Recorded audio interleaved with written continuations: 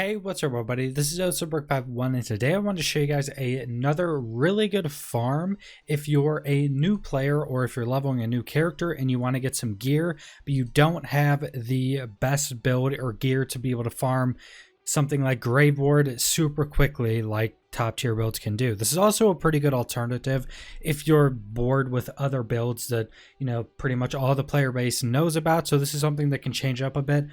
And this is going to be farming the Rampager, so it also has a specific drop. The Quadomizer rocket launcher, if you're trying to go for that, this is good for that as well. And the reason this is such a good farm is because not only are you killing the Rampager, you're getting 4 chests in the vault. The 2 of them give you some Eridium, but you also only need 1 item, and you completely kill the boss with 1 item. You don't have to shoot any bullets whatsoever. You don't really have to worry about dying or anything, and you're going to kill it about as quick as you can kill this boss. So the item you're going to need is a artifact, and it is the spark plug artifact. You might have seen this farm if you've been on Reddit. I know it's still not that popular of a farm, and a lot of people still don't know about it. But if you get this spark plug artifact, basically what happens is when you slam, you create an electrified coil. So just a little coil that sits there, and it will send lightning to pretty much everything around it.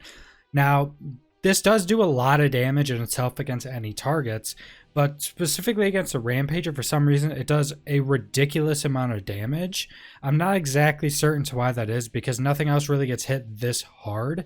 It's almost like it's a shielded enemy the entire time, and it just takes a ridiculous amount of damage. No matter the modifiers you have on Mayhem 3, just having this artifact, you're going to be able to kill the boss or get the boss into its different immunity phases very quickly. And you can have usually around 2 of these coils down at the same time. If you just keep going back and slamming, you can usually get 2 up at the same time.